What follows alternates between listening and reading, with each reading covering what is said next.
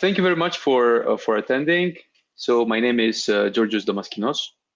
I'm a machine learning engineer at Facebook London.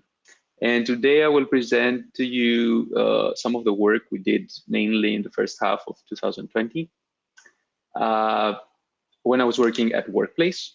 Workplace is a product of Facebook that is essentially a communication platform for companies. So let's get started. So I'm sure that many of you have attended multiple conversations or presentations talking about the pandemic era and how important communication is with teleworking tools in this case. And Workplace played a significant role for many companies for ensuring that the employees stay well connected with each other during this period. And there are many ways that Workplace in particular facilitates communication. We talk about a lot of meetings that are going on a daily basis. We have live broadcasts where some leaders can make some announcements. And we also have pre-recorded videos where people can give tutorials or presentations about their work. So we have one-to-one, one-to-many, and many-to-many ways for employees to reach each other and share their work. Now, the really large amount of information that has been flowing into these tools, into these communication tools, creates a wonderful opportunity for machine learning and the AI to provide us with nice features that are quite useful for the employees / users. In this presentation, I will focus on two parts. The first one is focusing on understanding video, and it's about chapters. And the second part is about personalizing video, and it's about contextualization. So let's first start with the chapters. And the motivation here is that we have often very large amount of videos that are also quite lengthy in terms of time.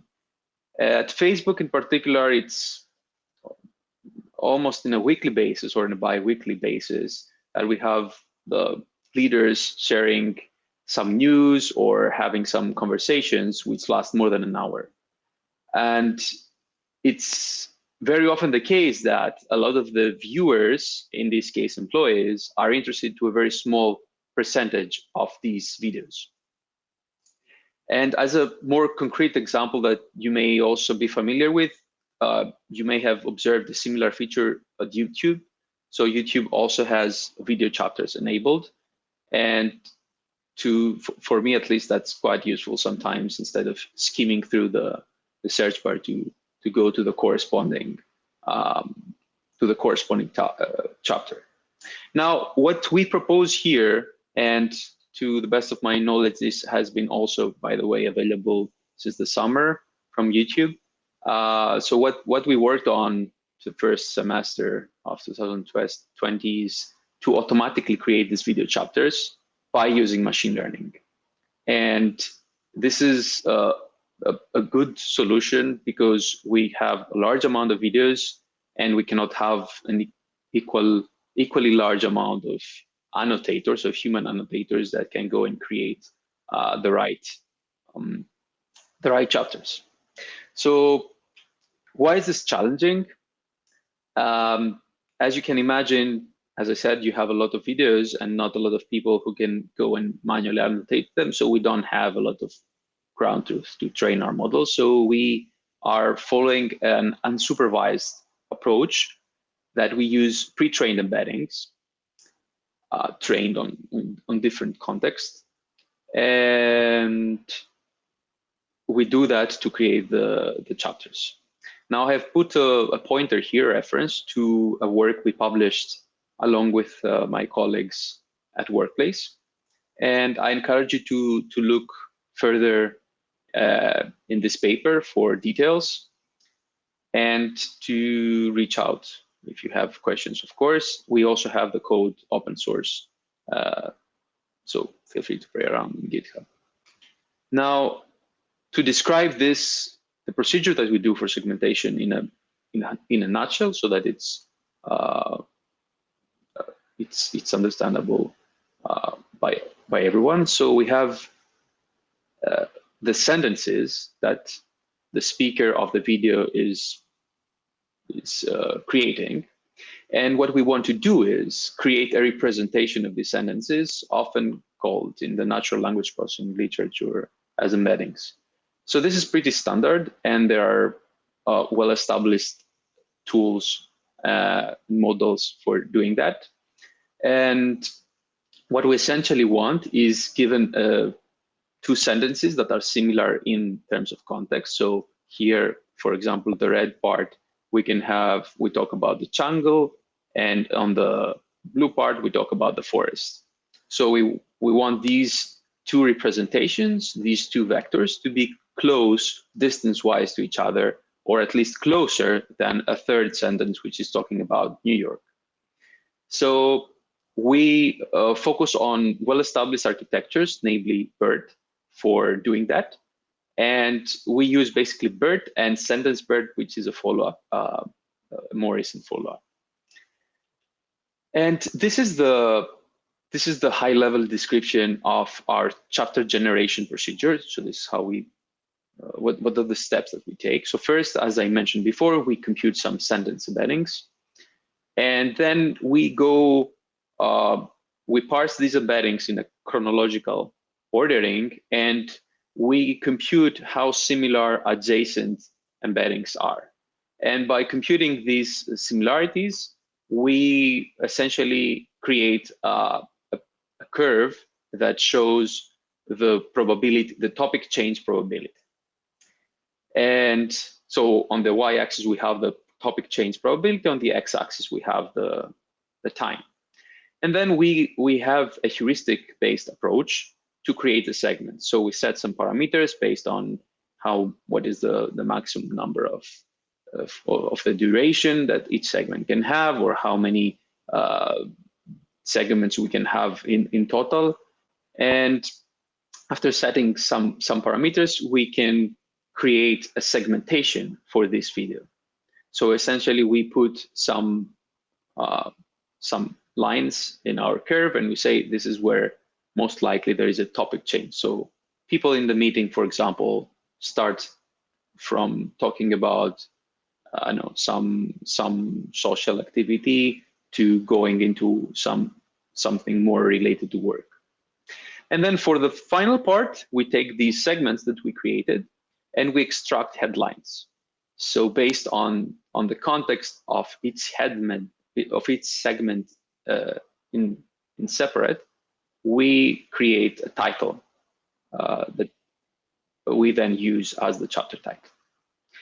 And here on the right, I have provided some of our results, and these results are available in the study that I have mentioned before. So to go through this, these results are with respect to meeting datasets, namely AMI and ICSI. And we have the following methods that we evaluate. First, we have a random method, which randomly assigns these topic chains, like these segments, it randomly creates those. We have the even, which assigns a segment every second sentence that is being pronounced. And we have the text styling, which is the main unsupervised alternative. Although text styling is a pretty, let's say, old approach, it constitutes the only unsupervised method so far. And we compare against a BiLSTM network that is trained in a supervised way based on Wikipedia data. And finally, we have our two methods. So our segmentation based on BERT and our segmentation based on sentence BERT embeddings.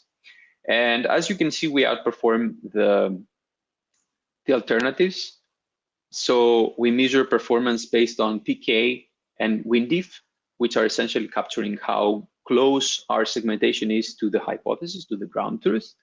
And the lower, the better. So as you can see, even for the supervised approach, we are able to get better performance since we have a different context. So the context of the meetings is most of the times not very related to the Wikipedia data that the supervised approach is trained on, thus highlighting the need for an unsupervised method. Now, with a substantial amount of effort from UI engineers and designers and user researchers, we have created an experience, a UI for this tool, for this chapter generation tool. So the end experience at workplace looks like this. So we have a user that can go, basically first we have a video that is generated, and this video has the option to have automatically generated video chapters by using our methodology we just described. And the user has the option to edit those chapters or manually create new ones. And at this point, I will move on to the second part of the presentation, which will focus on contextualization. So it's another very common feature, it's quite important one for accessibility and audience reach, is that of video transcription. So we want what's being said to be transcribed into the same or a different language.